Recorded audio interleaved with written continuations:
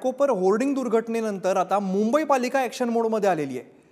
मुंबई परिसरातील बेकायदेशीर होर्डिंग तोडण्यास सुरुवात झालेली आहे। आपण काल पाहिलं होतं घाटकोपरमध्ये होर्डिंग पेट्रोल पंपावरती पडलं आणि त्यामध्ये अनेक लोक जखमी झाले, अनेक जणांचा त्यात मृत्यू झालेला होता। या संदर्भात अधिक माहिती देतात आमचे प्रतिनिधी धनंजय दळवी। धनंजय, घाटकोपर होर्डिंग दुर्घटनेनंतर आता मुंबई पालिका ॲक्शन मोडमध्ये दिसते, काय नेमकी कारवाई आहे? अमित, नक्कीच आपण जर पाहिलं तर मुंबई महानगरपालिका ही ॲक्शन मोडवर आलेली आपल्याला पाहायला मिळते।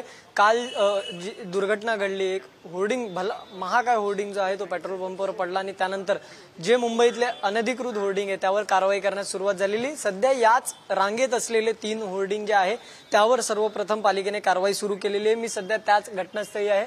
आपण जर पाहिलं तर या ठिकाणी कर्मचारी जे आहेत ते या ठिकाणी या होर्डिंग उतरवायला जे आहे ते सुरुवात झाली आहे। त्यानंतर हे संपूर्ण होर्डिंग जे आहेत ते टप्प्याटप्प्याने काढण्यात येणार आहे। आपण जर पाहिलं तर पालिकेने ही कारवाई जी आहे ती सध्या सुरू केलेली पाहायला मिळते, त्यामुळे पालिका जी आहे ती ॲक्शन मोडवर असलेली आपण पाहू शकतो। याच मोठ्या होर्डिंगच्या लाईनीत 3 होर्डिंग होते आणि त्यापैकी पहिल्या होर्डिंगवर कारवाई करायला आता मुंबई महानगरपालिकेने सुरुवात केलेली आहे। एकंदरीत जर आपण पाहिलं तर 1025 अधिकृत होर्डिंग जे आहेत ते मुंबईत आहे आणि त्या व्यतिरिक्त असलेले जे अनधिकृत होर्डिंग आहेत त्याच्यावर आता मुंबई महानगरपालिका जी आहे ती कारवाई करणारे घटनास्थळी जे पालिका आयुक्त आहे भूषण गगरानी त्यांनी देखील भेट दिली। त्यांनी देखील त्यावेळेस हीच गोष्ट सांगितली की या ज्या होर्डिंगनी परवानगी पालिकेची नाहीये त्या सर्व होर्डिंग जे आहेत त्यांच्यावर कडक कारवाई जी आहे ती मुंबई महानगरपालिकेकडून करण्यात येईल आणि त्याला आता सुरुवात झालेली आपण पाहू शकतो। कर्मचारी जे आहेत ते वरती हे होर्डिंग उतरवताना आपल्याला पाहायला मिळते। आपण जर पाहिलं तर या संपूर्ण ह्याच्यामध्ये पालिकेने ज्या होर्डिंग आहेत त्यांना नोटीस पाठवलेल्या आहेत। स्ट्रक्चरल ऑडिट जे आहे ते देखील इतर होर्डिंगचं केलं जाणार आहे आणि 10 दिवसात त्याचा अहवाल जो आहे तो पालिकेने मागवलेला आहे। आणि अशात जर आपण पाहिलं तर रेल्वेच्या हद्दीत असलेले होर्डिंग त्यांना देखील जे आहे अमित ती नोटीस देण्यात आलेली आहे। आणि सध्या आपण जर पाहिलं तर या ठिकाणी जो घाटकोपरची जी दुर्घटना घडली होती त्याच दुर्घटनेच्या अगदी काही हाकेच्या अंतरावर असलेलं हे पहिलं मुंबईच्या दिशेनं जाणारं जे होर्डिंग होतं त्याच्यावर आता पालिका जी आहे ती कारवाई करते। आपण जर पाहिलं तर कर्मचारी जे आहेत ते वरती आपल्याला हा जो होर्डिंग आहे यावर जो महाकाय असा जो बॅनर लागलेला आहे तो उतरवताना आपल्याला पाहायला कारवाई तर सुरू झालेली दिसते, पण सगळ्या ठिकाणचं ऑडिट करायला सुद्धा सांगितलेलं आहे, तर त्या संदर्भात अजून कुठे कारवाई दिसते का मुंबईत?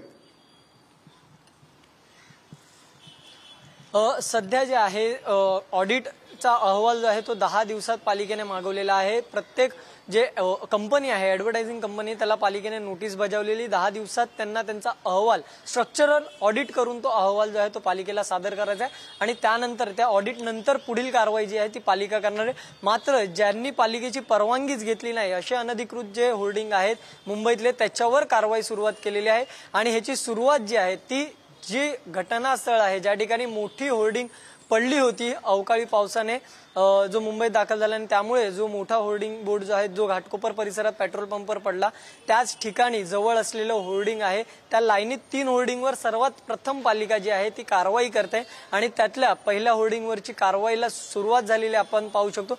मी पुन्हा एकदा ही दृश्य जी आहे ती दाखवू इच्छितो। आपण जर पाहिलं तर हाच तो होर्डिंग बोर्ड आहे जो मुंबईच्या दिशेने आहे आणि याच पहिल्या होर्डिंग बोर्डवर सध्या जी आहे ती कारवाई अमित सुरू झालेली पाहायला मिळते। त्यामुळे नक्कीच आपण जर पाहिलं तर आता पालिका या सगळ्या घटनेनंतर ॲक्शन मोडवर आलेली पाहायला मिळते। कुठेतरी मुंबईतले अनधिकृत जे होर्डिंग आहे त्याच्यावर आता हा कारवाईचा बडगा जो आहे तो पालिकेकडून उगारला जातो आणि आपण जर पाहिलं तर त्याची सुरुवात ही या ठिकाणी आपल्याला झालेली पाहायला मिळते। त्यामुळे नक्कीच आपण जर पाहिलं तर जी घटना घडली आणि या घटनेमध्ये 14 जणांना आपला जीव गमवावा लागला आणि त्यानंतर पालिका ही ॲक्शन मोडवर आली, पालिकेला कुठेतरी जाग आलेली आपण म्हणू शकतो। आणि त्यातच जर आपण पाहिलं तर आयुक्तांनी देखील सांगितलं की स्ट्रक्चरल ऑडिट होईल आणि त्यानंतर इतर जे जाहिरात कंपन्या आहेत त्यांचे जे होर्डिंग आहेत त्याच्यावर देखील कारवाई करणार आहे। ज्यांच्याकडे परवानाच नाहीये, परवानगीच नाहीये त्यांच्यावर मात्र कडक कारवाई ही लवकरात लवकर केली जाणार आहे। मुंबई पालिका ॲक्शन मोडमध्ये बघायला मिळते। धन्यवाद या सगळ्या सविस्तर माहितीसाठी।